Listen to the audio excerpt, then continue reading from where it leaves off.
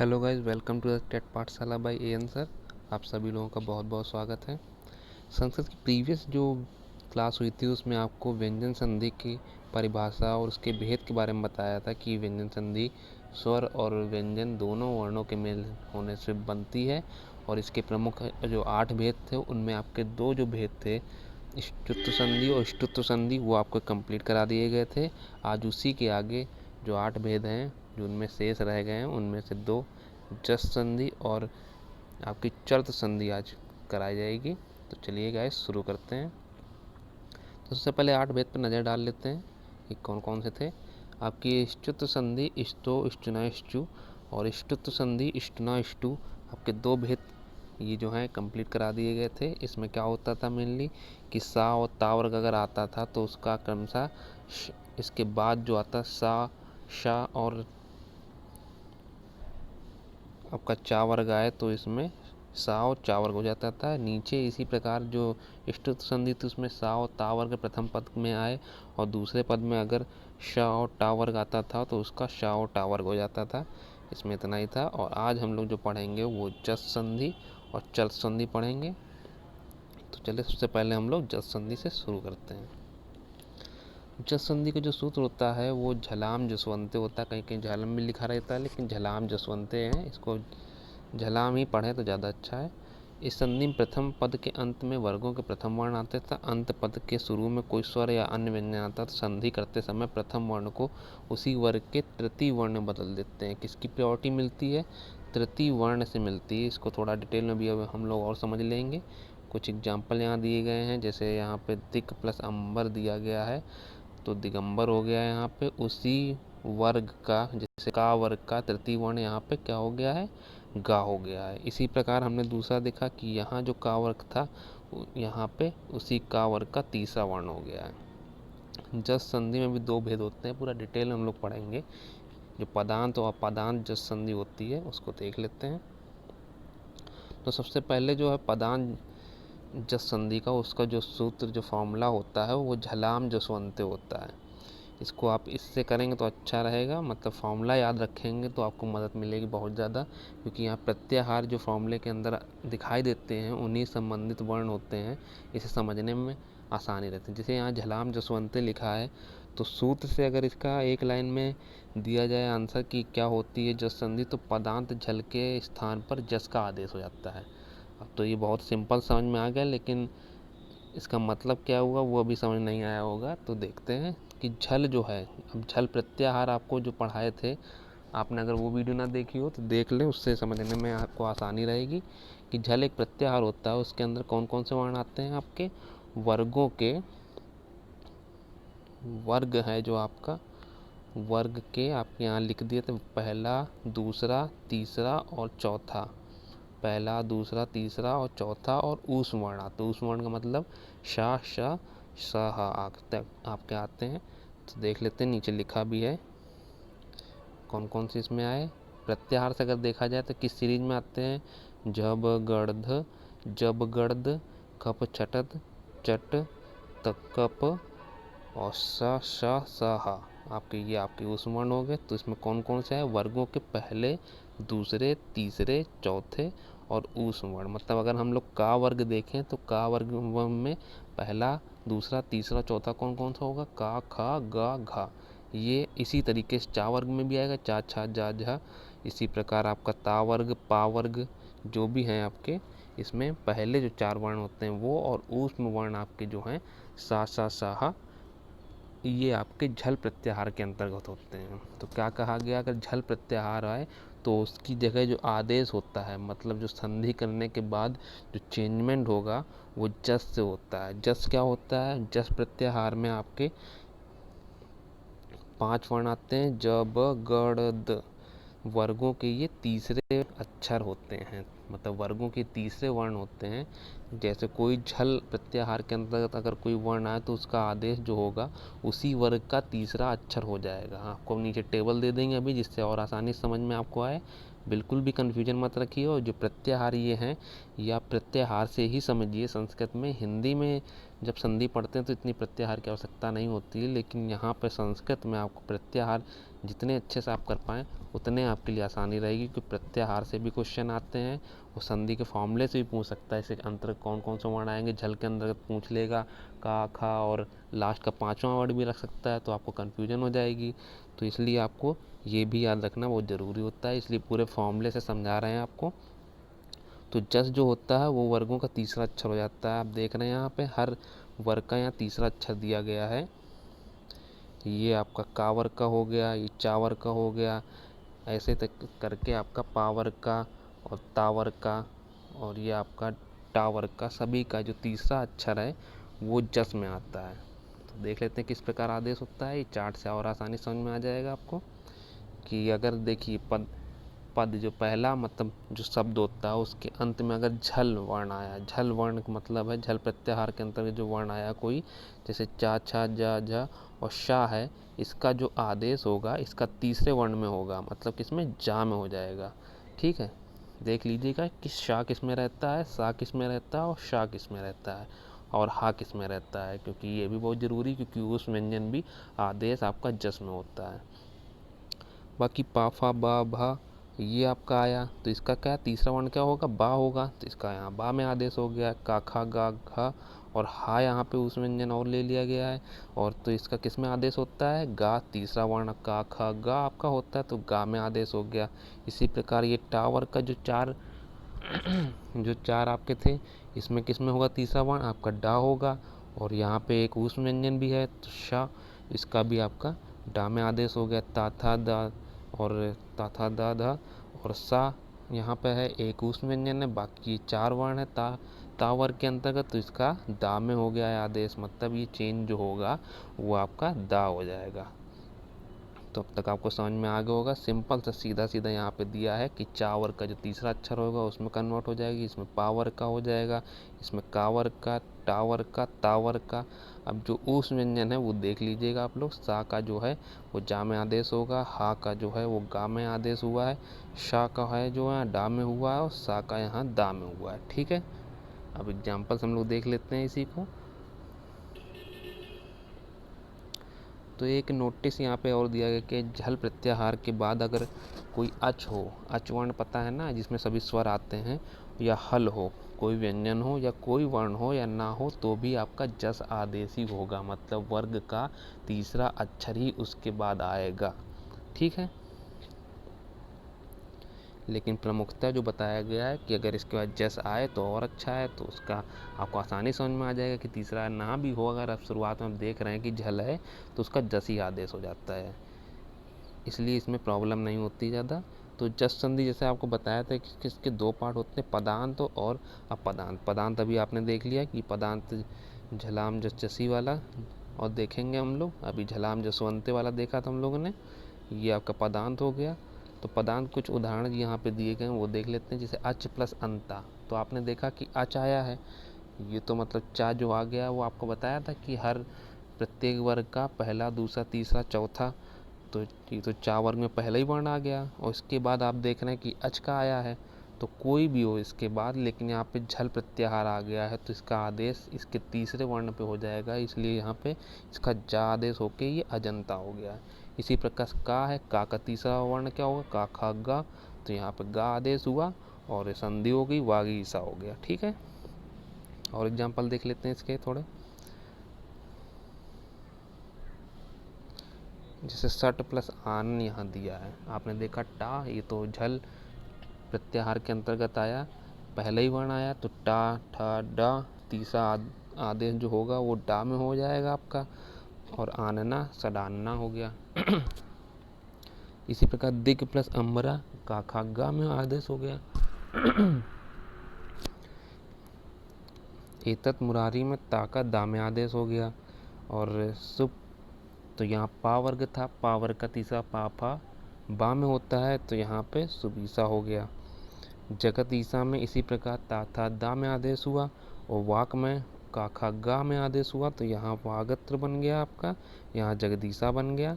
दिक प्लस गजा में आपका क्या होगा, का वर्ग का तीसरे अक्षर में आदेश हुआ तो गा हो गया, और यहाँ देख रहे हैं इसके बाद जो आपका है वो भी गा आया है, जो कि जस प्रत्याहार के अंतर्गत आता है। अब तक हम लोगों ने क्या देखा था, कि अच प्रत्याहार के अंतर्गत आ रहा था, तब भी चेंज आपका जस में हो रहा था, मतलब वर्ग का तृतीय वर्ण ही आ रहा था। और यहाँ पर व्यंजन आया है तो भी आपका तृतीय वर्ण ही लिया गया। यहाँ पे दिग्गजा हो गया चित प्लस आनंद, तो चित प्लस आनंद है यहाँ पे। तो यहाँ वाला टर्म देखा तावर्ग का, तावर्ग का तीसरा ता था दा हुआ, चिदानंदा हो गया। इसी प्रकार सुप प्लस अंता, तो पावर्ग का तीसरा वर्ण बा होता है, सुबंता हो गया। कृत प्लस अंता, तो तावर्ग का तीसरा वर्ण यहाँ पे दा हुआ, कृदंता हो गया। तिप प्लस अंता, तो पाक वर्ग का तीसरा बा हो गया, तिबंता हो गया। अप प्लस जम, तो पावर्ग का तीसरा वर्ण जो है आपका वो बा हो गया, इसलिए यहाँ पे अब जम हो गया। इसी प्रकार महत प्लस दानम, महत दानम हो गया आपका। तावर का तीसरा वर्ण आपका दा होगा, तो दा किसके बाद संधि हो गई, तो महत दानम हो गया। ठीक है, तो ये आपका पदांत जस्त हो गया। कहीं कहीं पार्ट नहीं बताए जाते हैं, लेकिन आपको ये पार्ट बता देते हैं, क्योंकि पार्ट बताने में संधि में कोई डिफरेंस नहीं है। यहाँ पे झल का आदेश आपका जस ही होगा, लेकिन उससे पहले यहाँ पे एक प्रोसेस और जुड़ जाती है। झल जो है वो जस में कन्वर्ट होता है, और जस जो है आपका झल में जाके यहाँ पे जस में बाद में कन्वर्ट होता है। तो बीच में आपको जो है वो आपको पढ़ लेते हैं हम लोग। इसमें क्या है कि झलाम जस जसी, कि झलाम झल वर्णों के स्थान पर जस वर्ण होते हैं, और जस वर्णों के बाद में आने पर आपका चेंज जो है आपका अंत में जस में ही होता है। तो क्या है, झल वर्णों के बाद झस वर्णों के आने पर झल के स्थान पर जस होगा। तो आप देख रहे हैं तभी भी आपको बताया गया था कि झल वर्ण के बाद कोई भी वर्ण आए, मतलब स्वर वर्ण या व्यंजन वर्ण में आपका अच, मतलब अच के अंतर्गत आए आपका, या आपका जस के अंतर्गत आए। कोई वर्ड का मतलब ये आपका ये दो दिए हैं आपको, इनमें से कोई भी आता था तो आपका आदेश जो हो रहा था वो जस में ही हो रहा था। तो यहाँ आपने देखा कि झस का कोई वर्ण आए, बात वही पड़ी आपकी जाके। तो इसमें पूरा स्वर और व्यंजन टोटल हम देख रहे हैं। ऊपर हमने जो नोटिस आपको दिया था, एक बताया था, ये आपको ध्यान रखना है, इसमें हेल्पफुल रहेगा कि झल प्रत्याहार के बाद अच हो या हल हो या कोई भी वर्ण हो, या कोई भी वर्ण हो या ना हो, तो भी आपका जस ही रहता है। तो इसका कोई मतलब नहीं है, लेकिन फिर भी एक डिटेल में संधि पढ़ रहे हैं तो पूरा तरीके से जान लेते हैं इसमें कौन कौन से पार्ट होते हैं। एक पदांत हो गया, एक अपदांत हो गया। तो यहाँ पे क्या है, झल के बाद आपका जस वर्ण आ रहा है, तो उससे मैटर नहीं करता है चाहे स्वर आए चाहे कोई भी व्यंजन आए, आपका आदेश जो है वो तीसरा वर्ण ही होगा, मतलब जस ही आदेश होगा। आप तो प्रत्येक वर्ग का तीसरा वर्ण जो भी आया है वो तीसरा ही वर्ण वहाँ पे होगा। चलो इसको देख लेते हैं। तो कह रहा है कि झल वर्णों के बाद जस वर्णों के आने पर झल के स्थान पर जस का आदेश होगा, मतलब अंतिम आपका जो आदेश हो रहा है, जो चेंज हो रहा है, वो जस ही हो रहा है। तो क्या कहता है कि झल हम लोगों ने भी पढ़ा कि एक प्रत्याहार है जिसमें वर्ग हैं, जो वर्गों के प्रथम द्वितीय तृतीय चतुर्थ, पहले दूसरे तीसरे चौथे, और सारे उस व्यंजन आपके सहा आते हैं। ठीक है, तो फिर आपका जो है झस में क्या आता है वो भी देख लेते हैं। झस जो है, झस एक प्रत्याहार है जिसमें वर्गों के तीसरे और चौथे वर्ण आते हैं। तो थर्ड और फोर्थ जो है आपके वो झस में आते हैं। यहाँ बात करी जा रही इसी की कि पहले दूसरे, पहला दूसरा तीसरा चौथा और उस व्यंजन इसके बाद आए, तो इसके बाद अगर तीसरा और चौथा वर्ण आया झस का, तो वो जो है आदेश जो है आपका वो आपका जस में ही होगा। जस में कौन से वर्ण आते हैं, जस में प्रत्येक वर्ग का जो है आपका तीसरा वर्ण आता है। ठीक है, क्लियर हो गया। अब चलिए इसका चार्ट से और अच्छी तरीके से समझ लेते हैं। चार्ट जो था, जो पिछली बार दिखाया था आपको ऊपर, अभी पदांत जस में वही चार्ट है सेम।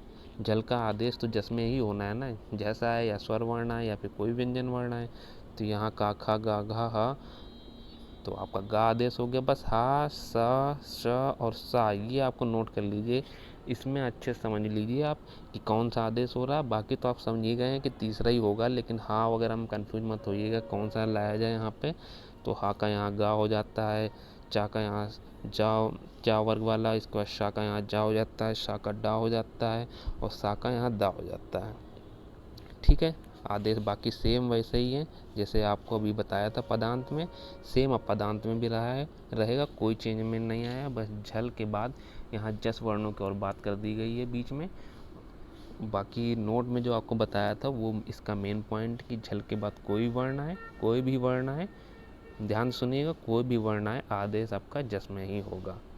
ठीक है गाइस। एक पॉइंट यहाँ भी लिखा है कि स्थानीय अंतरतमा की सहायता से उच्चारण स्थान की साम्यता को लेकर जब गणदस जस आदेश होता है।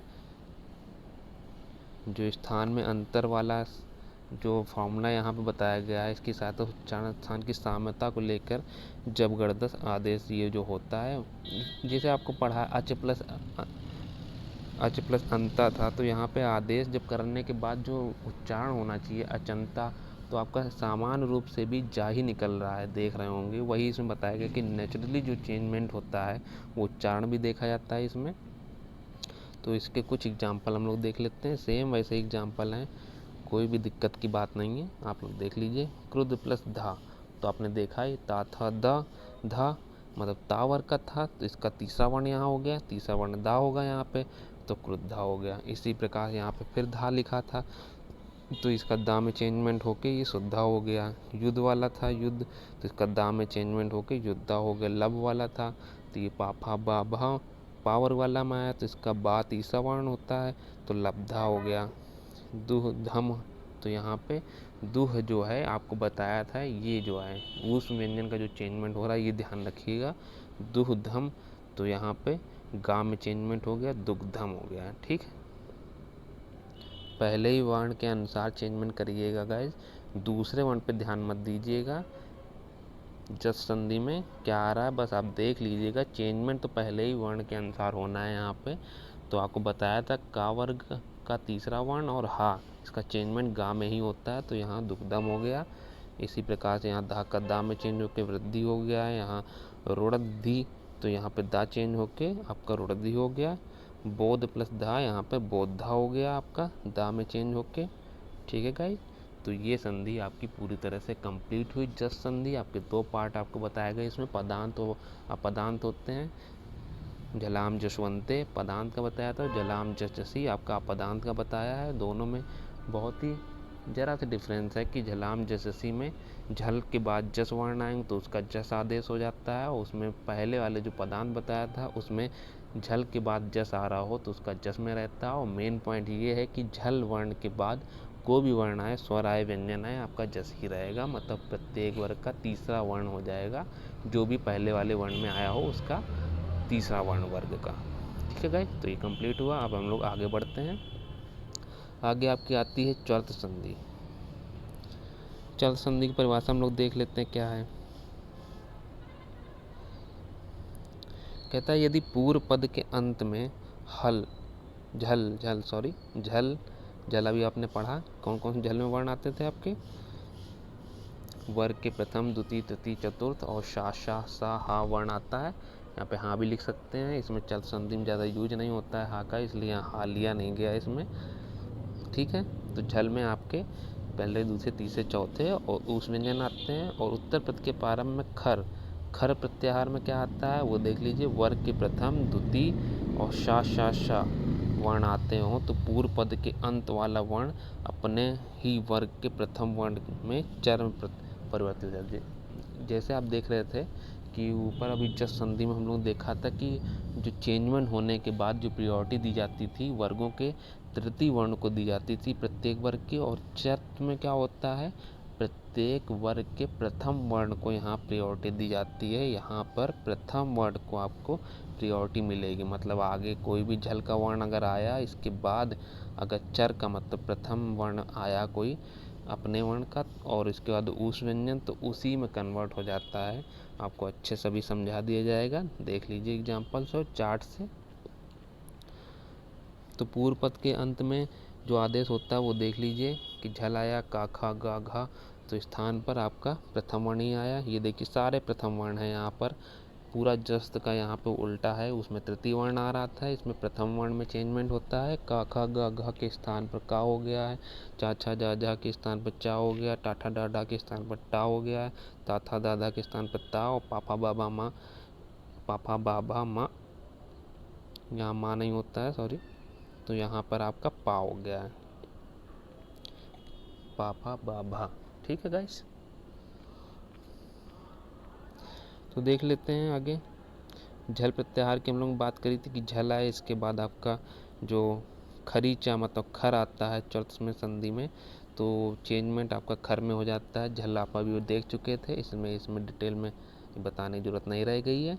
प्रत्येक वर्ग का पहला, दूसरा, तीसरा, चौथा और ऊष्म वर्ण, ये आपके झल में हो गए। और खर क्या है, खर में क्या है, प्रथम द्वितीय वर्ण और शा आते हैं।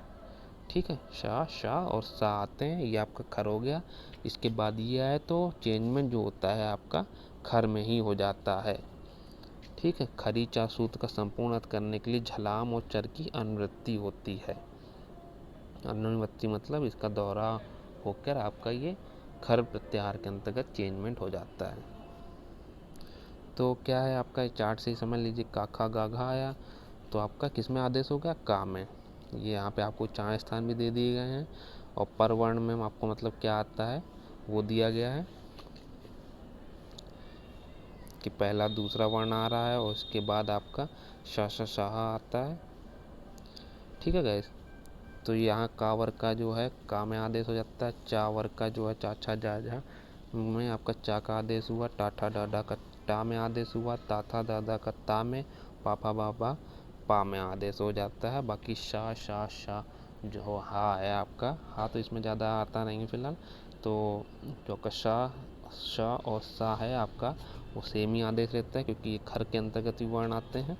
ठीक है गाइस, तो एग्जाम्पल से देख के आप समझ लेते हैं। लास्ट में बहुत ही आपको सिंपल तरीके से बता दे रहे हैं, जिससे कोई भी कन्फ्यूजन ना हो। जितना डिटेल में जानना पड़ रहा है उतना जा रहे हैं, जिससे बाद में कोई भी आपको कन्फ्यूजन ना हो। प्रत्याहार के अंतर्गत जो ये हैं, आप बार बार इसको थोड़ा देखेंगे तो आपको ये बिल्कुल समझ में आ जाएगा अच्छी तरीके से। प्रत्याहार के अंतर्गत वर्ण याद भी ना हो तो एक मतलब एक आपको व्यू मिल जाए पूरा, तो एक आसानी रहती है समझने में कि हाँ इसके अंतर्गत इतने वर्ण आते हैं, इसका आदेश में ये होगा। अगर मोटे रूप में समझा जाए तो पहले, दूसरे, तीसरा, चौथा ही आपका झल वर्ण में और उसमें व्यंजन आ गए, और खर वर्ण में आपका जो है वो पहला दूसरा जो आया था और शा आया था, ये आपका खर वर्ण में आ गए थे। तो इसमें कोई कन्फ्यूजन नहीं है, जस्ट में आपके तीसरे वर्ण आ गए। तो इतनी बातें आसानी समझ में आ सकती हैं सबके। तो इसके एग्जाम्पल अब देख लेते हैं। सद प्लस कारा, तो यहाँ पे आपने देखा कि यहाँ पर खर प्रत्याहार का पहला वर्ण आ रहा है का, तो यहाँ पे दा आया है। तो आपका यहाँ पे देखा कि आपने दा आया है, दो संधियाँ यहाँ यूज हो रही हैं, ध्यान से देखिए कि दा आया है, इसके बाद कोई वर्ण आए तो ये तो आपका झल था, और इसका कोई वर्ण आए तो यहाँ पे पहला वर्ण हो जाता है, मतलब पहले वाले जस संधि से। तभी आपको जस संधि पहले पढ़ाई, तो यहाँ पे तो ता हो गया पहले वर्ण के अनुसार, तो यहाँ सत्कारा हो गया इसी प्रकार। ठीक है गाइस, और इसी प्रकार दूसरा देखते हैं, सद और पा है, तो यहाँ पे क्या हो गया, इसी दा वर्ग का मतलब ता वर्ग का जो पहला वर्ण है वो ता हो गया, और सत्पात्रम हो गया। दिक प्लस पाला, यहाँ दिक पाला, तो पहला वर्ण हो गया गा का, गा मतलब जिसमें आ रहा था गा, का वर्ग में आता है, तो का वर्ग का पहला यहाँ पर का अक्षर होता है, तो उसी से यहाँ पे का ले लिया गया है। व्यंजन संधि में ये होता है कि दो संधियाँ भी आपस में एक के बाद एक आदेश होकर मिलकर बन रहा होता है, तो इसका आप विशेष रूप से ध्यान रखिएगा। चेंजमेंट जो लास्ट तक आना चाहिए वो पूरी संधियाँ नियमानुसार चलनी चाहिए, ये आप ध्यान रखिएगा। क्योंकि जूनियर के जो पेपर आता है उसमें कुछ ज़्यादा डिटेल में चले जाते हैं, इसलिए अच्छे से करिएगा तैयारी इसकी। प्राइमरी में तो इतना हार्ड लेवल नहीं आता है, लेकिन जूनियर में हाँ आपसे फॉर्मूले तक पहुंच जाते हैं, इसलिए आपको सब कुछ प्रत्याहार वगैरह सब कुछ पढ़ना पड़ता है डिटेल में, सारे अंदर जानने पड़ते हैं कौन कौन से वर्ण आते हैं। तो भेद प्लस तुम है, यहाँ पे भेद ता हो गया, यहाँ पे दा का मतलब पहला वर्ण यहाँ पे ता होता है, इसलिए भेद तो भेद तुम हो जाता है। छेद प्लस तव्यम, छेद प्लस तव्यम यहाँ पे हो गया है, क्षेत्रव्यम हो गया, लिप प्लस सा, तो यहाँ पावर का पहला पा आ जाएगा, लिप्सा हो गया। ठीक है गाइस, तो आज आपकी 2 संधियाँ जस संधि और चल संधि आपकी ये समाप्त होती हैं यहाँ पे। बाकी जो संधियाँ बची हैं ये आपकी नेक्स्ट वीडियो में कराई जाएंगी। इनको आप अच्छे से रिवाइज करते रहिएगा और इसके एग्जाम्पल समझते रहिएगा। इसके प्रत्याहार जो बनता है उसका फॉर्मूला है, बहुत अच्छे से याद रखिएगा, आपको हेल्प मिलेगी, आसानी समझ में आ जाएगा पेपर में, ज़्यादा डिफ़िकल्ट नहीं आता है। बस सारे अगर प्रत्याहार आप अच्छे से याद रखें तो संधि में बहुत मदद मिलती है। इसलिए संस्कृत में अगर संधियों समझें तो हिंदी वाली संधियाँ तो कवर हो ही जाती हैं फिर बाद में। तो ओके गाइज, आज के लिए इतना ही। Thank you for watching guys.